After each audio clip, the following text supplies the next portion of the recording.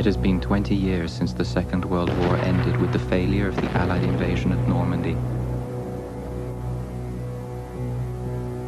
A triumphant Hitler declared victory over Europe and the British Empire.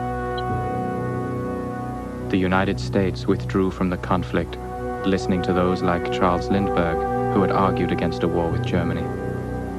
In the East, only the Russians fought on in a bitter guerrilla war. American efforts turned to retribution for Pearl Harbor. That came in the summer of 1945 with victory over Japan.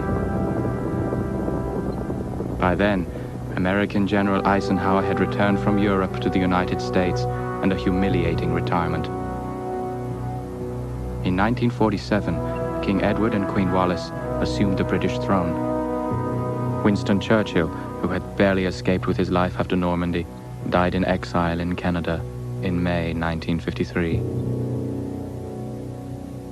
In the years after the war, country after country of the old Europe had become part of the vast Nazi empire of Germania.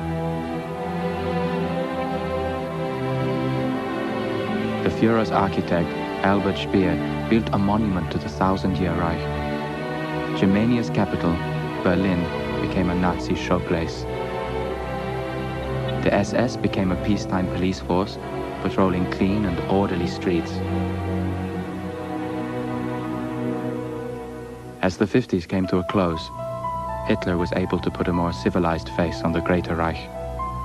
But news continued to be tightly controlled. The 60s began with the war with the Soviet Union still dragging on. Hitler desperately needed to conclude a formal peace with the United States and forge an alliance against the Russians, still led by the 85-year-old Joseph Stalin. Hitler saw signs for hope in late 1960 with the election of a new president of the United States. The Führer believed with President Joseph Kennedy Sr. in office, at last there was someone with whom a deal could be struck. Now, in 1964, for the first time in 20 years, Germania's borders are opening to the Americans. The world press has been invited to cover the Führer's birthday celebration on April 20th. There are rumors that President Kennedy will attend a Germanian-American Summit conference. An alliance with America would assure Germania's invulnerability. But there are other more persistent rumors that could threaten Hitler's plans.